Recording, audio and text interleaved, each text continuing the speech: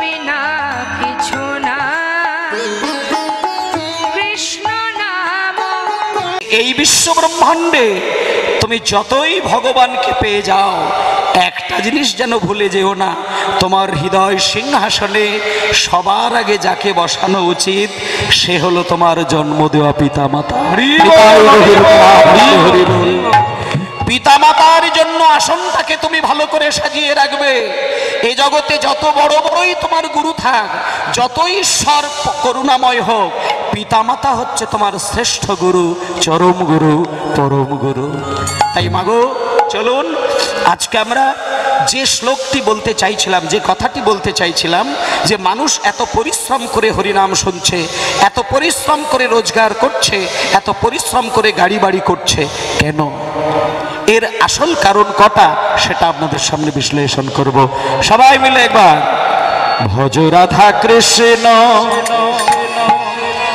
গোপাল কৃষ্ণ, কৃষ্ণ কৃষ্ণ বল মুখে মনরে, ভজ রাধা কৃষ্ণ গোপাল কৃষ্ণ, কৃষ্ণ কৃষ্ণ বল মুখে মনরে, ভজ রাধা কৃষ্ণ গোপাল কৃষ্ণ, কৃষ্ণ কৃষ্ণ বল মুখে মনরে, ভজ রাধা কৃষ্ণ গোপাল কৃষ্ণ, কৃষ্ণ কৃষ্ণ বল মুখে মনরে। নামে বুধ ভরে যায় অভাব মেটায়, বুধ ভরে যায় অভাব মেটায়, বুধ ভরে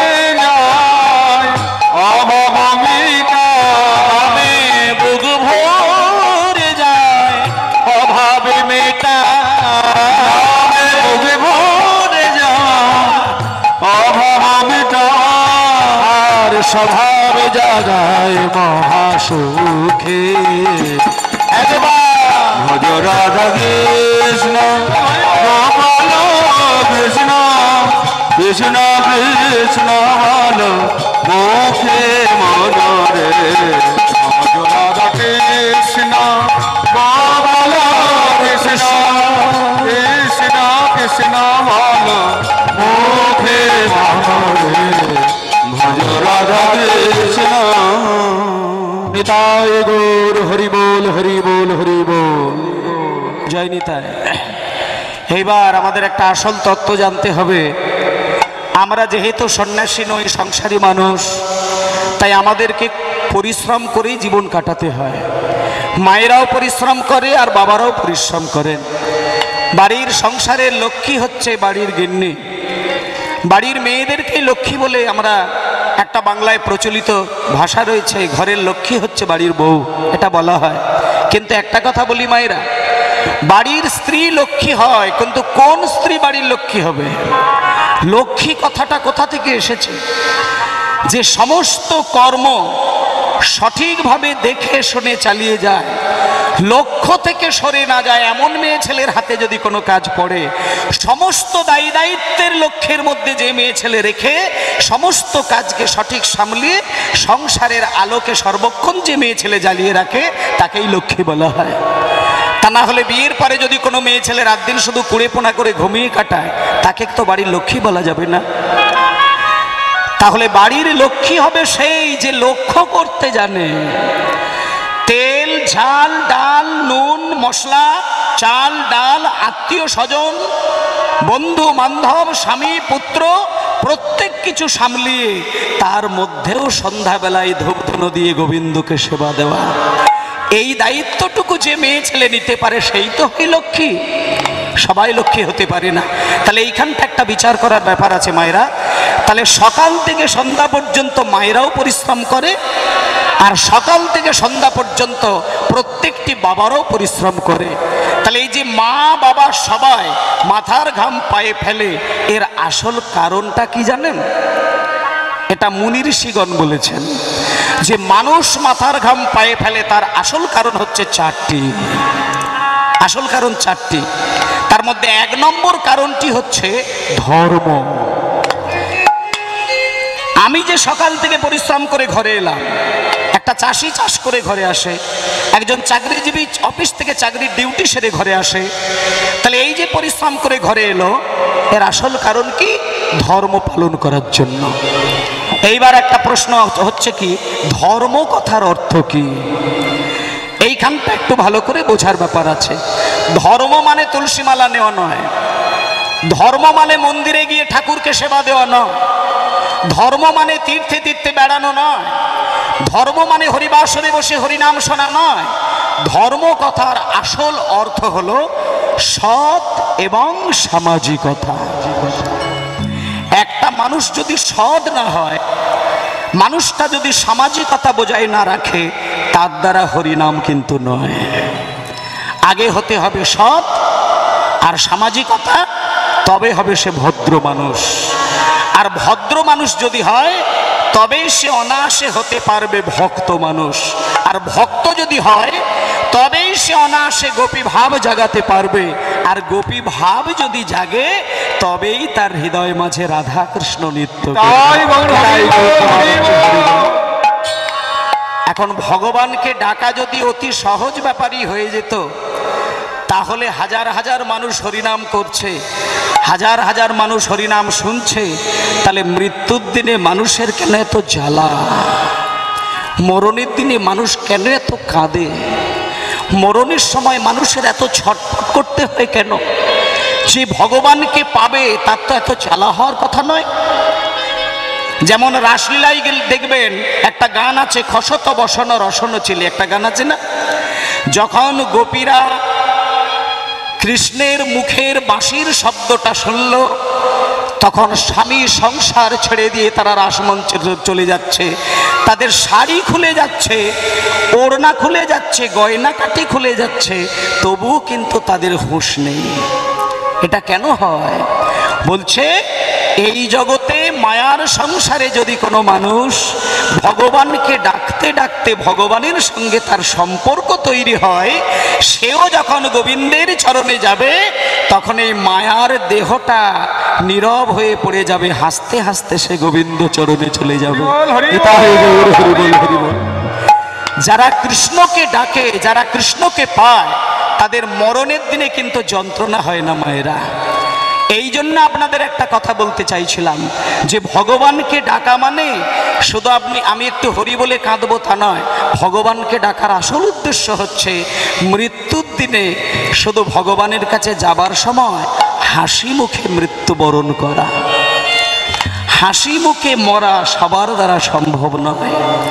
পাশের বাড়ির মানুষগুলোকে দেখবেন মায়েরা, আপনি যাকে সব থেকে বেশি ভালোবাসেন, সে যখন মরে যাবে দেখবেন তার মরণটাকে আপনি নিতে পারবেন না। আপনার ভালোবাসার মানুষ যখন মৃত্যুশয্যায় পৌঁছতে থাকবে, আপনাকে কিন্তু তখন বলতে হবে কঠোর হয়ে, হে ঠাকুর তুমি ওকে মেরে দাও, মেরে দিয়ে তুমি আমাকে বাঁচাও। কি বলছি শোনা, এই তত্ত্ব কথা আপনি বলছেন খুবই দামি, কিন্তু এগুলো হচ্ছে গ্রামাঞ্চলের মা বোনেরা সবাই পদ পছন্দ করে, বৈষ্ণব পদ একটু দয়া করে সেইটা। অনেক সমস্যা আছে বাবা, ও করার নেই, কিছু করার নেই, অনেক সমস্যা আছে। অসুবিধে হচ্ছে কিছু নাকি? অসুবিধে হচ্ছে কিছু, কিছু মানুষের অসুবিধে হয়, কিছু মানুষের অসুবিধে হয়, সে থাক, ওটা দরকার নেই। প্রদীপের তলায় অন্ধকার থাকবে, ও দেখে লাভ নেই। জঞ্জাল থাকবে সমাজে, ও দেখে লাভ নেই। হরিবোল, আলো থাকলে অন্ধকার থাকবে। নিতাই গৌর প্রেমানন্দে হরিবোল, হরিবোল, হরিবোল। আসলে উনি অনেক জ্ঞানী হয়ে গেছেন, ওনার আর জ্ঞানের প্রয়োজন নেই, এবার শুধু পদাবলী শুনবেন। যাই হোক, নিতাই গৌর প্রেমানন্দে হরিবোল, হরিবোল, হরিবোল, হরিবোল। জয় নিতাই, জয় নিতাই। যে কথাটা বলছিলাম, হরিবোল, আজকে আমরা সবাই মিলে সমবেত হয়েছে এই জায়গায়। যে কথাটা বলার হচ্ছে যে মানুষ মাথার ঘাম পায়ে ফেলে কেন? মাথার ঘাম পায়ে ফেলার মূল কারণ হচ্ছে চারটি জায়গা। সেটা হচ্ছে সৎ এবং সামাজিকতা বজায় করে ধর্ম পালন করা, আর দ্বিতীয় কথা হচ্ছে অর্থ উপার্জন করা। পরিশ্রম করলে টাকা আসে, কিন্তু ওটা প্রধান কারণ নয়। মুনির্ষি ওইখানটা বাধা দিয়েছেন যে তুমি পরিশ্রম করে ধর্ম পালন করবে, ধর্ম মানে তোমাকে সৎ মানুষ হতে হবে। তাহলে সৎ সামাজিকতা প্রথম ধাপ। দ্বিতীয় কথা হচ্ছে অর্থ উপার্জন। 3 নম্বর কথা হচ্ছে কামনা বাসনা পূরণ করার জন্য। কামনা বাসনা, এবার কামনা বাসনা মানে অনেকগুলো কামনা বাসনা থাকে। একজন একতলা বাড়ি 5 তলা করেছে, এটা কামনা বাসনা। আমি একটা ভালো ড্রেস বানাবো, দামি দামি পোশাক পরবো, এটা একটা কামনা বাসনা। এটা হচ্ছে কাম। এবং চতুর্থ পর্যায়ে হচ্ছে মোক্ষ লাভের সন্ধান করা। এই মোক্ষ লাভের সন্ধান করাটা কিন্তু সবার দ্বারা সম্ভব হয়নি। এটা যার দ্বারা সম্ভব হয়েছে সে অনেক বড় হয়ে গেছেন। এখন 3 নম্বর পর্যন্ত মানুষ কিন্তু থাকে, চতুর্থ পর্যায়ে কিন্তু সবার আসে না। এই জায়গাটা আপনাদের একটুখানি বলে দিই। ধর্ম অর্থ কাম এই পর্যন্ত মানুষ পারে, কিন্তু চতুর্থ পর্যায়ে যেটা মোক্ষ, এটা সবার দ্বারা হয়নি। এটাকে কি বলে? ভগবান হচ্ছেন পরমাত্মা, আমি হলাম তার জীবাত্মা। আর জীবাত্মার সঙ্গে পরমাত্মার তফাৎ কিন্তু বেশি নেই, একই জিনিস, শুধু তফাৎ অন্য জায়গায়। পরমাত্মার দেহ নেই, জীবাত্মার দেহ রয়েছে। পরমাত্মা হচ্ছে একটা সাগর, জীবাত্মা হচ্ছে একটা বালতি। যেমন সাগরেও জল থাকে, বালতিতেও জল থাকে, কিন্তু সাগরের জলে হাজার হাজার তিমি মাছ ঘুরে বেড়ায়, কিন্তু বালতির জলে একটা তিমি মাছ থাকবে এটা ভাবাই যাবে না। এই এতখানি তফাৎ হচ্ছে সাগরের সঙ্গে বালতির জলের। ঠিক তেমনি ভগবানের সঙ্গে আমাদের সূক্ষ্ম দেহের মধ্যে যে পাওয়া আত্মা, এই এতখানি তফাৎ হচ্ছে আমাদের। কিন্তু এটা ভুলে গেলে চলবে না যে ভগবানের অংশ থেকে কিন্তু আমরা জন্মগ্রহণ করেছি। তাই বাবা, আজকে সেই চতুর্থ পর্যায়ে যেটা বললেন মোক্ষ লাভ, সেটা আমাদের হতে হবে। এবং সবার উপরে যে পঞ্চম পুরুষার্থ প্রেম, সেটা আমাদের ভক্তি পথে আসতে হবে এবং সেটা সাধন করতে হবে। তাই সবাই মিলে আজকে একটু নিতাই গৌর প্রেমানন্দে হরি বল, হরি বল, হরি বল। গৌরাঙ্গ মধুর লীলা,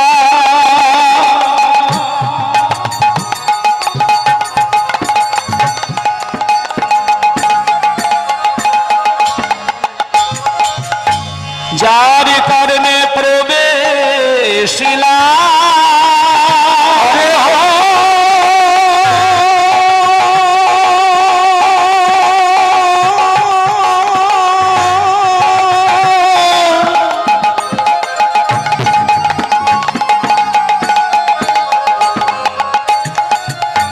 গৌরাঙ্গের মধুর লীলা। হরি হরি হরি হরি বল। যার কারণে প্রবেশিল হৃদয় নির্মল ভেল, হৃদয় নির্মল ভেল রামা। ভোগ তার জ্ঞান ধার যাই গো, তার জ্ঞান ধার যাই গো, আমার গৌরী লীলা শ্রবণ করে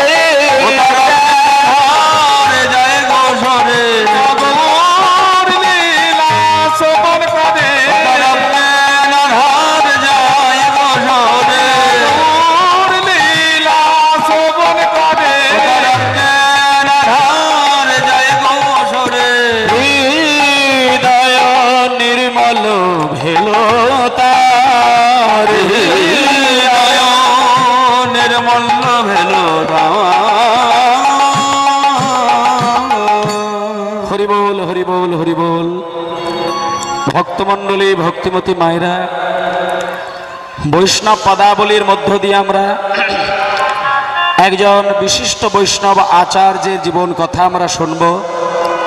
এই যে আজকে মহাপ্রভুর সৃষ্টি যে কীর্তন গান হচ্ছে, এই কীর্তন গানের আদি স্রষ্টা কে ছিলেন?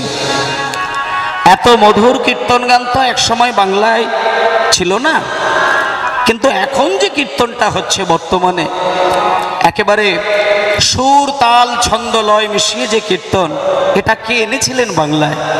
আজকে তার জীবন কাহিনীটা মন দিয়ে শুনবো মায়েরা। যেমন কৃষ্ণ জন্ম নিয়েছিলেন দেবকীর গর্ভে, কিন্তু কৃষ্ণকে কি দেবকী দুগ্ধ খাইয়ে বড় করেছিলেন?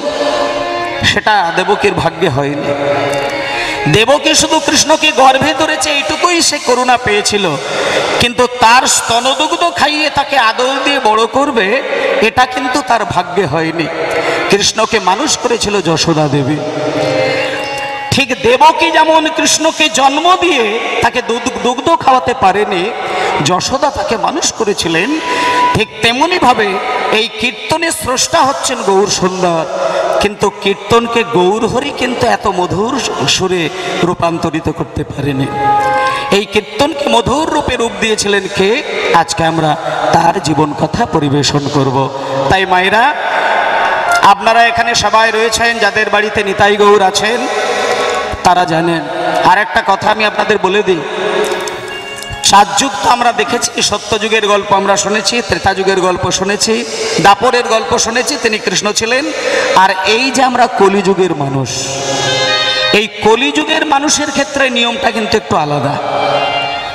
সত্যযুগে নারায়ণ, ত্রেতা যুগে রাম, দাপরে কৃষ্ণ, এই পর্যন্ত ঠিক আছে, কিন্তু কলিযুগে ভগবান আমাদেরকে যেটা দিয়েছেন, 3টে যুগে ভগবান কাউকে ভক্তদের মনের বাসনা পূরণ করেনি। আমরা কত ভাগ্যবান আপনি ভাবতে পারবেন না। লোকে বলে কলিযুগে জন্ম নেওয়া নাকি 1000 পাপের দোষের ফল, এটা নাকি পাপের সমুদ্র। বাবা যদি ছেলেকে মারে তো উল্টে ছেলে বাবাকে মারে। হ্যাঁ, শ্বশুর যদি জামাইকে মারে দেখবেন জামাই উল্টে শ্বশুরকে মারছে। দাদু নাতিকে মারলে নাতি উল্টে দাদুকে মারে। এটা হচ্ছে সেই যুগ। তবুও কিন্তু এই যুগটাকে 4 যুগের মধ্যে সব থেকে শ্রেষ্ঠ যুগ বলা হলো কেন? না, এই যুগে মহাপ্রভু যেটা দিয়েছেন অন্য কোন যুগে কোনো ভগবান সেটা দিতে পারে না। মায়েরা, আমি আপনাদেরকে আরো পরিষ্কার করে একটা জায়গা বলি, আপনার বাড়িতে যদি কোনো চাকর চাকরি করে, মাসের শেষে যদি আপনি 10,000 টাকা মাইনে দিয়ে দেন, আপনি কি মনে মনে ভাবলেন যে আপনি চাকরকে খুব বড় দয়া করলেন? এটা যদি ভাবেন তাহলে আপনি অপরাধ করলেন। চাকর আপনার বাড়িতে 30টা দিন চাকরি করেছে, তার পারিশ্রমিকটা আপনি দিয়েছেন, কিন্তু আপনি দয়া করেননি। একটা ভিখারি যদি আপনার বাড়িতে এসে ভিক্ষা চায়, আপনি 10 টাকা দেবেন, 20 টাকা দেবেন, 100 টাকা দেবেন, কিন্তু আলমারিতে যে 5 ভরি সোনার চেন থাকে সেটা কি ভিখারিকে কেউ দেবে? দেবে না। কিন্তু যদি কেউ দেয় তাকে কি বলবে? তাকে বলবে উদার। ঠিক তেমনি ভাবে মায়েরা, সত্যযুগে নারায়ণ হয়েছিল বটে, ত্রেতা যুগে রাম ভগবান হয়েছিল বটে, দাপরে কৃষ্ণ ভগবান হয়েছিল বটে, কিন্তু কলিযুগে গৌর সুন্দর ওই লকার থেকে সোনা হিরে চেনটাই কিন্তু আমাদের গলায় পরিয়ে দিয়েছেন। আজকে আপনারা যেটা পেয়ে বসে আছেন, এটা কি আমাদের পাবার কথা ছিল মায়েরা? যে জিনিসটা আপনি বসে বসে পাচ্ছেন এটা আমাদের পাবার কথা নয়, এটা দেবতারা পর্যন্ত আশা করতে পারেনি। দেবাদিদেব মহাদেব ছাই ভস্য মেখে শ্মশানে শ্মশানে ঘুরে ঘুরে কৃষ্ণ কৃষ্ণ বলে কাঁদছে যে জিনিসটা পাবার আশায়। ব্রহ্মা 1000 মুখী ওই পদ্ম ফুলের পাপড়ির ওপরে বসে কাঁদছে যে জিনিস পাবার আশায়, সেটা আমরা অযাচিতভাবে পেয়ে গেলাম। সেই জিনিসটার নাম হলো প্রেম। কিন্তু একটা মজার ব্যাপার কি জানেন? চৈতন্য চরিতামৃত যদি আপনারা পড়ে দেখেন, সেইখানে দেখবেন একটা জায়গায় লেখা আছে, কৃষ্ণ যদি ফিরে কাউরে ভক্তি মুক্তি দিয়া, প্রেম কভু নাহি দেন রাখেন লুকাইয়া। উনি কিন্তু প্রেম সহজে কাউকে দেয়নি। আপনি ভগবানকে ডাকতে গিয়ে যদি 1 তলা বাড়ি 2 তলা চেয়ে ফেলেন, ভগবান আপনাকে বাড়ি তৈরি করে দেবে। আপনি যদি বলেন আমার ছেলের চাকরিটা ভালো ঘরে ভালো জায়গায় হয়ে যাক, আপনার ছেলের চাকরি ভগবান পাইয়ে দেবে। কিন্তু ভগবানকে ডাকতে গিয়ে যদি বলেন, হে ঠাকুর, আমি আজকে সারা জীবন ধরে তোমাকে যে ডাকছি, আমি কিচ্ছু চাই না, শুধু তোমার ওই রাঙা যুগল চরণ চাই ঠাকুর। যে ভক্ত গোবিন্দের চরণের কামনা করে পুজো করে, ভগবান কিন্তু সেই ভক্তের কাছে বেশি যায় না। মনে মনে ভাবে গেলেই আমার চরণ চাইবে, গেলেই শুধু আমার প্রেম চাইবে। সেই জন্য চরিতামৃতে বলে দিয়েছেন, ভগবান তোমাকে স্বর্গ করে দেবে, ভগবান তোমাকে কোটি কোটি টাকার মালিক করে দেবে, কিন্তু প্রেম কোনোদিন তিনি দেন নাই। ও বাবা, লোকে যখন তাস খেলে দেখবেন, যারা এখানে তাস খেলা জানেন, সমস্ত তাস খেলে দেয় কিন্তু তুরুপের তাসটা খেলে না। ওটা রেখে দেয়, ওটা শেষকালে ছাড়ে। তেমনি ভগবানের একটা তরুপের তাস ছিল, যার নাম হলো প্রেম, ভক্তি, সুধা, ভালোবাসা, যেটা কোনো কালে কোনো মানুষ পায়নি। আজকে দেখুন মহাপ্রভু যাকে তাকে বিতরণ করে দিলেন। মায়েরা বলুন, জগাই মাধাই নিত্যানন্দের জন্য কি করেছে, জগাই মাধাই নিমাইয়ের জন্য কি করেছেন, কিন্তু জগাই মাধাইয়ের কাছে গিয়ে তিনি কিন্তু উদাতিতভাবে প্রেম দান করলেন। অযাচিতভাবে উদারতার সঙ্গে জগাই মাধাইয়ের কাছে গিয়ে বললেন, ওরে প্রেম নিবি আয়, ওরে প্রেম নিবি আয়, বদন ভরে বল রে হরি না, প্রেম নিবি ওরে প্রেম নিবি আয়, বদন ভরে বল রে হরি না। এই প্রেম এনেছিল ওই ব্রজের বাঁকা